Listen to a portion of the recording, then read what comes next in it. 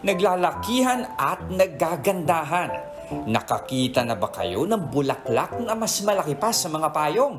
Kung mapaligiran ka nito, aakalain mo talagang nasa isa kang pantasya. Yan ang mga naglalakihang bulaklak na obra ni Jenilyn.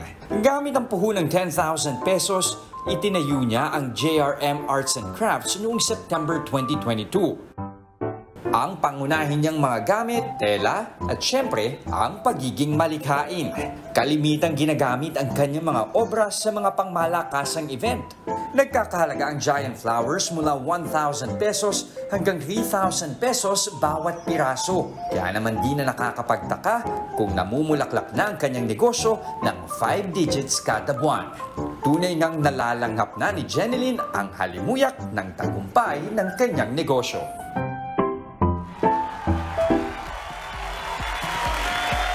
At like natin makakasama sa studio si Jenilyn ng JRM Arts and Crafts. Good morning sa iyo, Jenilyn. Good morning, Grabe yung pinaganda yung studio namin today. Isa-isahin natin kasi itong mga bulaklak na ito ay may of course, ano, no? Ito, ano ito?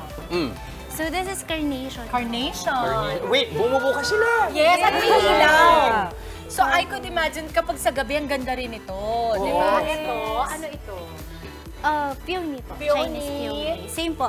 Different variety. Ay, ganda. This one, camellia po. Lotus. Lotus. So, saan mabenta yung mga creations mo na ganitong bulaklak, Jen? Well, probably right now po sa event and some occasions po like birthdays, weddings, and proposals or any, sometimes props po sa mga ano. Alternative siya dun sa fresh flowers na ginagamit kapag may mga events. Yes. Pero para sa mga events talaga, hindi sa bahay. Pero Hindi para sa bahay. Pwede po. ganun. Meron Pwede din rin. po nagka-order custom. Oo, lalo na sa mga, ako ang nakikita ko dyan, pag mahilig sa hardin, yung mga lolo-lola, tita-tita, pero hindi sila ma-green thumb. Maalaga, oo. Kasi ako talagang, ano, tinitignan ko pa lang, parang hindi na mabubuhay yung halaman. So palagay ko bagay sa akin to kasi sinasaksak lang. Hindi ka plantita, Dips. Hindi ka plantita. Very Daniela Mondragon. Lipstick pa lang. Lipstick pa lang. Kinis yan eh. Kaya naging red. Ang ganda. Marami bang sizes to maliban sa nakikita natin dito? Pwede pa bang mas malaki? Pwede pang mas maliit? Right now po, we can make actually up to 3 meters po yung laki. Okay. Opo. Cute kasi iniisip ko din, ilagay niyo dyan sila ilyo, sila ano, parang ang laki nila tignan yung mga Yes, sobrang mag-fascinate flowers yung na mga kakatuwa bata. sa bata, ano. So, magkano ba, Jenilyn, ang kailangan nilang i-prepare? Saka magkaiba ba yung rates mo pag renta or bibili? May mga bumibili din ba talaga? Yes Mga po, bulaklak? marami po. Marami din pong nagre-rent, kaya lang, mostly po, nauubos yung rentals namin kasi they're being bought na po after the event. Sometimes, so, wala po kami halos available rentals, pero we custom-made naman po. Especially when nasabi naman po ng earlier. Gano'ng katagal yung intay kung magpapagawa? Depende po sa dami ng lineup, but right now, 2 to 3 weeks po kapag per lineup. Maintenance nito din. Ang maintenance po, ano lang, since tela po siya, pwede po siya actually laban or i-dump lang na balon. really? Opo, pwede po siya. Ang ganda. Kasi Yes. yung wire po niya is made of aluminum. Oo, kaya pwede. Tapos, waterproof po yung mismong pandikit namin sa aluminum. Waterproof So, pwede pa po siya.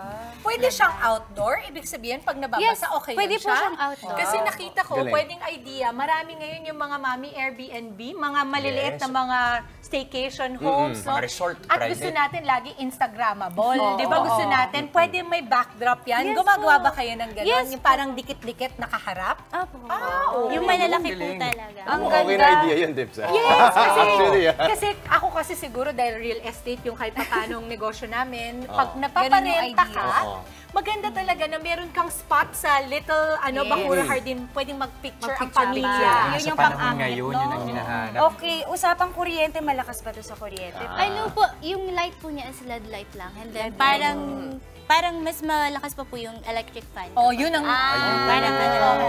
So it's really supposed to use as a lamp po sa So kahit ito bedroom. yung mechanism na ano, na bumubukas, Ang ganun. ganda. Kahit sa kwarto lang siguro ng mga anak natin. Tsaka kasi naman kahit di mo i-plug, di ba? Pwede namang Pwede na rin.